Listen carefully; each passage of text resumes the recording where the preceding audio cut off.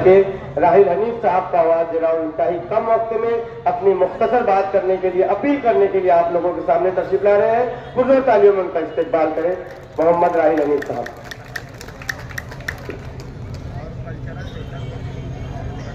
जंग में कागजी अफराद से क्या होता है?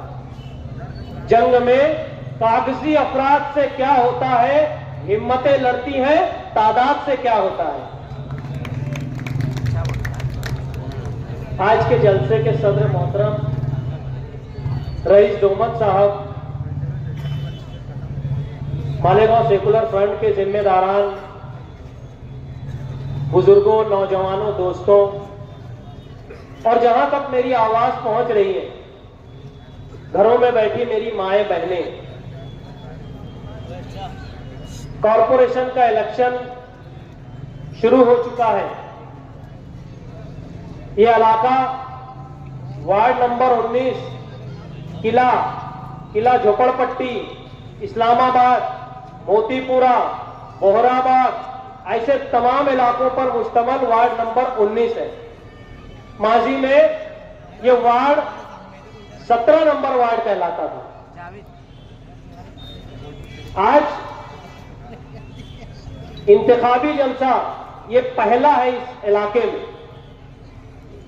हमें इस बात को समझना होगा कि ये इलेक्शन 2025-26 ये किन मुद्दों पर लड़ा जा रहा है। हम ये समझ रहे हैं कि इलेक्शन सिर्फ रोड, गटर, नाली, कचरा, लाइट इस पर होगा। हमको इस बात को समझना होगा कि सियासत अब इससे कहीं ऊपर उठ चुकी है। हम देख रहे हैं, हम पढ़ रहे हैं कि आने वाले वक्त में, मुस्तकबिल में SIR का मामला आने वाला है।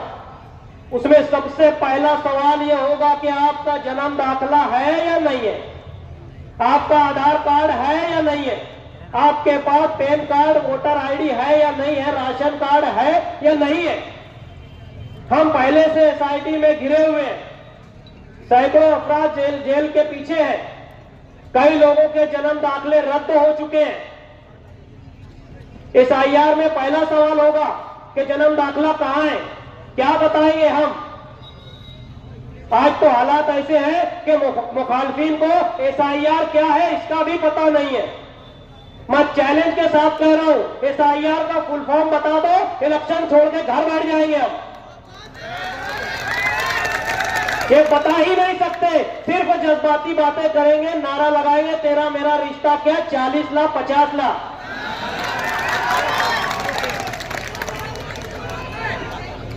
इस शहर, इस इलाके का मेरा मुखालिफ उम्मीदवार अपने आप को कहता है कि वाडिया दवाखाना मैंने बनाया।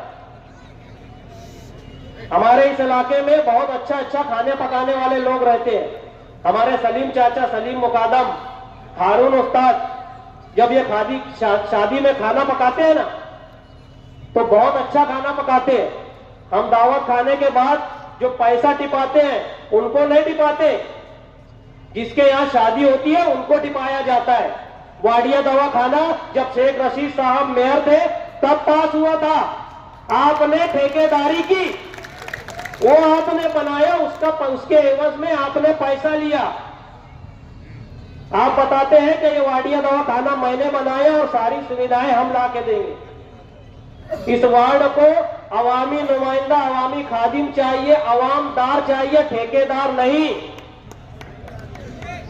हम देख रहे हैं कि वाडिया दवाखाना, अली अकबर दवाखाना, हारून अंसारी दवाखाना, मनोमानी पुल का जो धक्का है वो, और दीगर तमाम काम कई अलग अलग ठेकेदारों ने किया, मगर पेश जो ठेकेदार था वो मेरा मुखालिफ उम्मीदवार।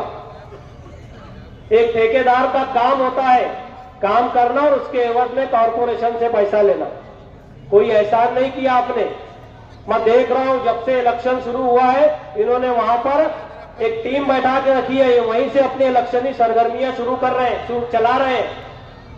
मैं पुलिस डिपार्टमेंट से और इलेक्शन कमीशन के लोगों से कह देना चाहता हूं कि इस पर ध्यान दें। वो जो बिल्डिंग है वाडिया दवाखाने की, वो अभी निवडणूक आयोग के अंडर में है। वो किसी अवामी जो नुमाइंदगी करने का, जो इलेक्शन लड़ रहा है जो नुमाइंदा, उसका ऑफिस नहीं है। मेरे पास फोटो और वीडियो आए हैं। कंप्लेन करने से पहले अगर इज्जत से हटना है तो वहां से हट जाओ। I will definitely take an action against you.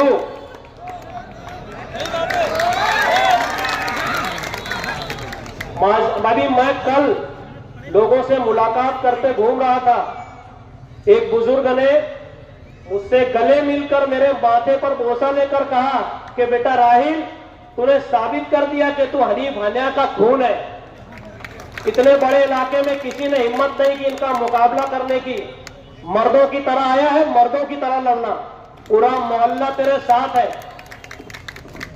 मैं घर घर घूम रहा हूं।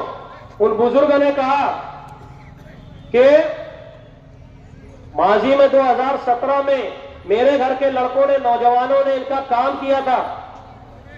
इलेक्शन हारने के बाद मेरे लड़कों ने कपड़ा खरीदा उन पैसों से। मार मार कर वो पैसा, मां बहन पे की गंदी गंदी गालियां देकर वो पैसा वसूला गया। मेरी तबीयत दुरुस्त नहीं है बोले, नहीं तो मैं घर घर जाके तेरा वोट मांगता।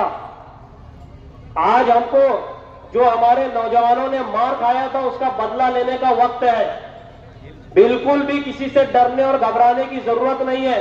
आने वाली 15 तारीख को आप लोगों को समाजवादी निशान, साइकिल निशान पर वोट देकर यह साबित करना है कि ये गैरतमंदों का इलाका है, ये गैयूरों का इलाका है। मैं तमाम बुजुर्गों और नौजवानों से कह रहा हूं कि किसी से डरने और घबराने की जरूरत नहीं है। आप देख रहे हैं किला झोपड़पट्टी का मामला कौन लोग चला रहे हैं।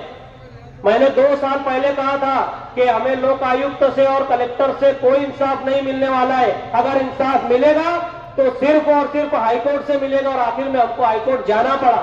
और मुझे उम्मीद है कि हाईकोर्ट से हमको इंसाफ मिलेगा और किला झोपड़पट्टी माइनॉरिटी डिफेंस कमेटी के जरिए ही बचाई जाएगी।